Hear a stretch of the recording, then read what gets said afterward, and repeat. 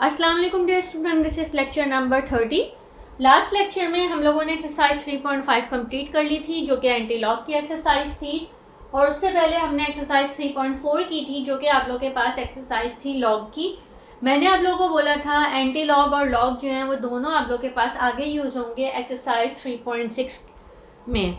तो अब आप लोगों को 3.3, 3.4 और 3.5 अगर बहुत अच्छी तरीके से प्रैक्टिस होगी तो हमारे पास 3.6 करना जो है वो बहुत ज़्यादा इजी हो जाएगी। ठीक है क्लास, तो 3.6 एक्सरसाइज इज 86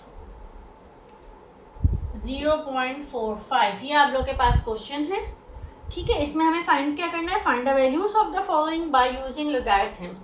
हमें लॉग के थ्रू क्या फाइंड आउट करना है, इनके लॉगरिथम के थ्रू हमें इसका क्या फाइंड करना है, इसका आंसर फाइंड करना है। ठीक है, 86 को मल्टीप्लाई बाय 0.45 करें। वैसे कैलकुलेटर से करेंगे तो 86 और 0.45 को आराम से मल्टीप्लाई करके आंसर निकाल सकते हैं, लेकिन हमें कैलकुलेटर से नहीं करना, डायरेक्ट नहीं करना, बल्कि हमें क्या करना है, लॉग टेबल यूज़ करते हुए और फिर इसको सॉल्व करना है। ठीक है, तो अब हम इसका प्रोसीजर देख लेते हैं। क्या प्रोसीजर होता है, सबसे पहले सॉल्यूशन में हम ले लेते हैं इस चीज़ को इक्वल ले लेते हैं,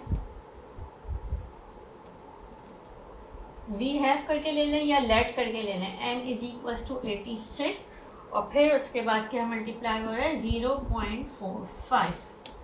ठीक है क्लास, इसमें किसी को कोई मसला, हमें 86 और 0.45 को मल्टीप्लाई करें तो क्या आंसर आएगा, आप कैलकुलेटर से चेक करें। और उसके बाद हम लोगों को कैसे निकालना है, हमें लॉग के थ्रू निकालना है, यानी लॉग टेबल यूज़ करते हुए करना है। फिर हम देखेंगे हमारा आंसर सेम आ जाएगा।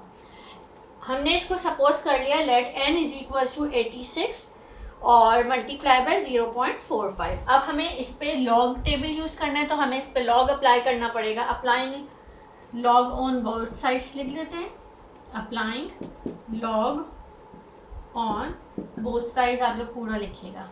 ठीक है, applying log on both sides, यहाँ पे आपके पास हो जाएगा log n is equals to log 86 and 0.45। ठीक है, यहाँ तक किसी को कोई मसला, इसको मैं फर्स्ट इक्वेशन का नाम दे रही हूँ।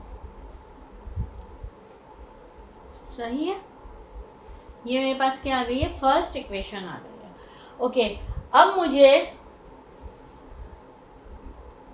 बल्कि अभी नहीं, इसको फर्स्ट इक्वेशन का नाम नहीं दूंगी। क्यों, क्योंकि मैं डायरेक्ट तो अभी इसका लॉग नहीं निकाल सकती, दोनों नंबर्स तो मैंने मल्टीप्लाई हो रहे हैं ना आपस में, तो मैं अभी इन पे लॉग कैसे अप्लाई कर सकती हूँ। लॉग अप्लाई करने के लिए तो मुझे लॉग 86 अलग अप्लाई करना होगा, लॉग 0.45 का लॉग अलग से निकलेगा। ठीक है, अभी तो नहीं निकल सकता इनका, तो इसके ऊपर मुझे एक लॉ अप्लाई करना पड़ेगा ताकि ये दोनों सेपरेट हो जाएं। तो मैं कौन सा लॉ अप्लाई करूँगी, यूजिंग लॉ, कौन सा लॉ होता है, मल्टीप्लाई नंबर का mn is equals to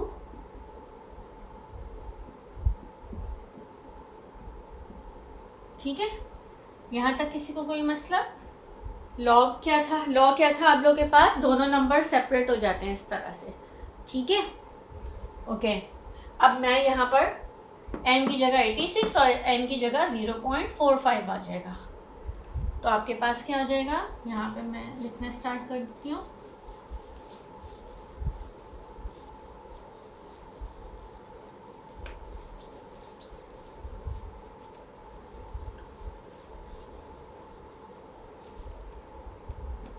log n किसके बराबर होगा, लॉग 86 प्लस लॉग 0.45।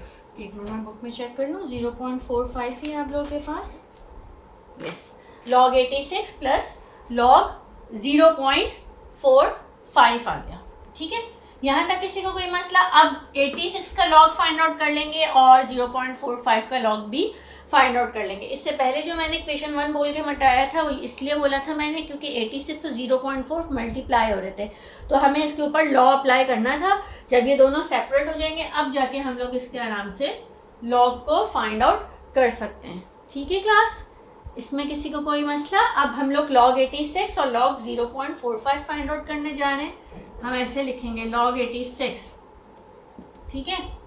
अब log 86 देखना है, क्या फार्मूला होता है, since log n is equal to m plus log s।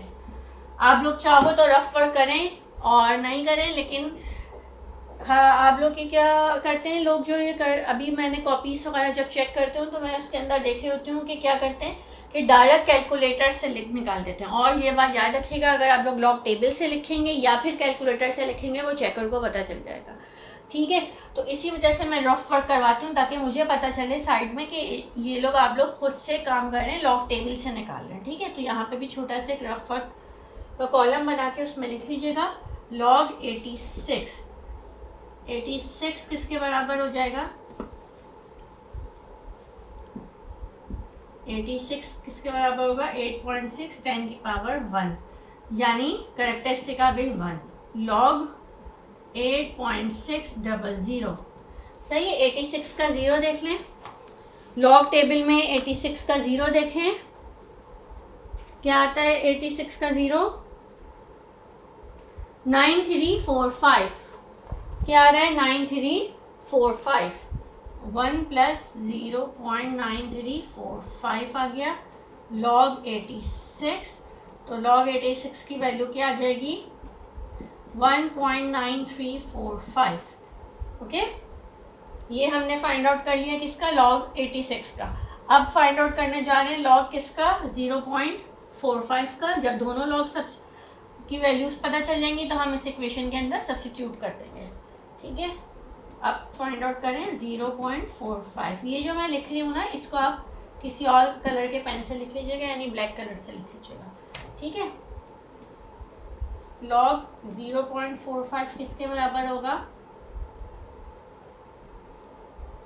इसी रफ वर्क में कर लेते हैं 0.45, इसके सामने कर देती हूँ 0.45। एक बार मूव होगा तो 4.5 इंटू 10 की पावर -1, तो करेक्टरिस्टिक क्या होगी इसकी -1 होगी, प्लस log 4.500, ठीक है। यहाँ तक किसी को कोई मसला,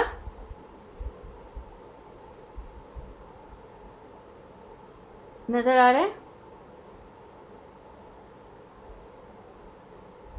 ये आप लोग को ये वाली चीज़ 10 की पावर 1 यहाँ पर आया है और यहाँ पर 10 की पावर -1 आया है। ये शायद नहीं भी क्लियर नज़र आ रहा हो तो भी आप लोग को पता चल जाना चाहिए 8.6 10 की पावर 1 है और ये 4.5 10 की पावर -1 है। अब हम 45 का ज़ीरो देख लेते हैं। 45 का ज़ीरो आप लोग के पास है, लॉग टेबल के अंदर है 6532।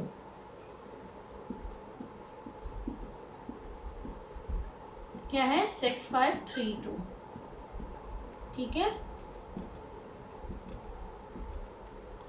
ओके, log 86 भी मालूम कर लिया और हमने log 0.45 भी फाइंड आउट कर लिया। अब हम लोग सब्स्टिट्यूट करेंगे वैल्यू किसके अंदर, इन इक्वेशन 1।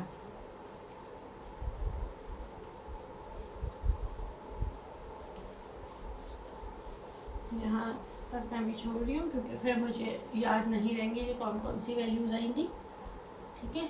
तो मैं लिख रही हूँ सब्स्टिट्यूट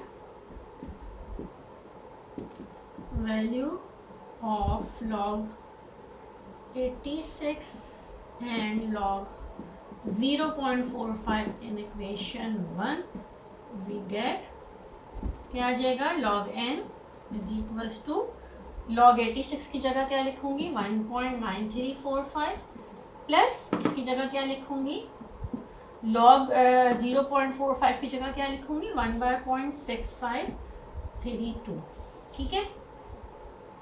1.9345 एज इट इज, इसको मैं कैसे लिख सकती हूँ -1 प्लस 0.6532, ओके। 1.9345 -1 प्लस 0.6532। अब इसको प्लस माइनस करके देख लेते हैं क्या आंसर बनता है।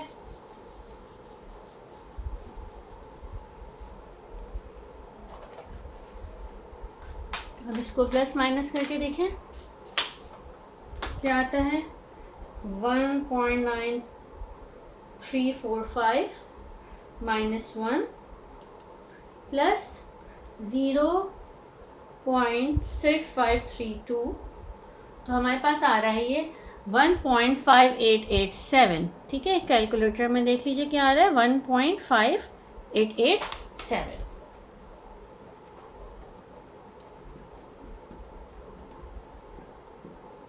ये आ गया log n।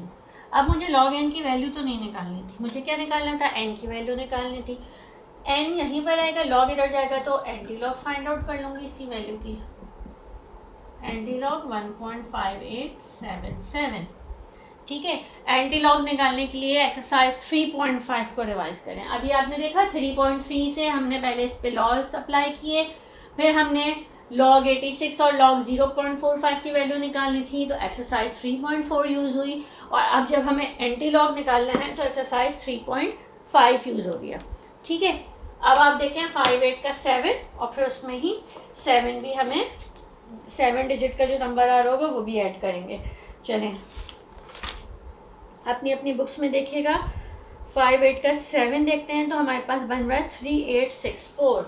रफ फर्क में यहाँ पर आ रहा है 3864। ठीक है, 5 8 का 7 हो गया, और 7 नंबर पर डिजिट है 6, तो ये बन जाएगा 3870। ठीक है, 3870 हो गया।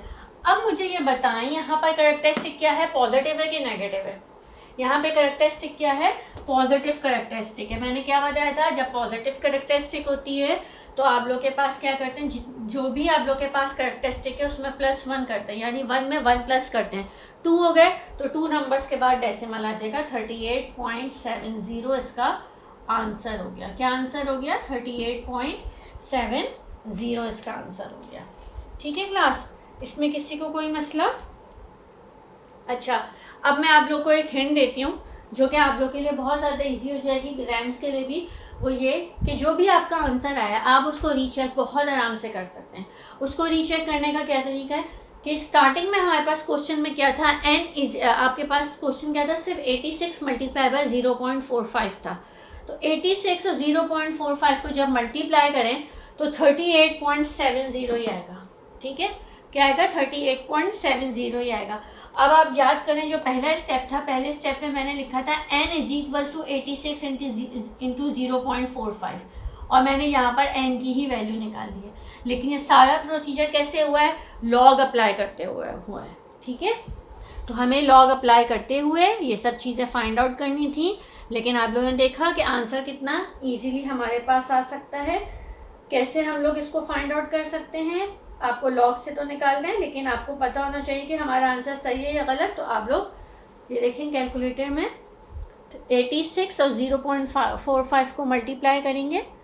ये देखें 86 और 0.45 को मल्टीप्लाई किया तो 38.7 आंसर आ गया हमारे पास। ठीक है, ओके क्लास, ये आप लोग के पास एक्सरसाइज 3.6 का क्वेश्चन नंबर 1 था जो आज हम लोगों ने सॉल्व कर लिया है। होपफुली आप लोगों को समझ आ गया होगा। जिन लोगों ने भी प्रैक्टिस नहीं की होगी उनके लिए बहुत ज़्यादा मुश्किल हो सकते हैं ये क्वेश्चंस, जिनको 3.3, 3.4 और 3.5 नहीं याद होगी। ठीक है, अब आप लोग अच्छे से प्रैक्टिस कर लीजिएगा, फिर नेक्स्ट क्लास में हम इंशाल्लाह और क्वेश्चंस करेंगे। Okay class, thank you.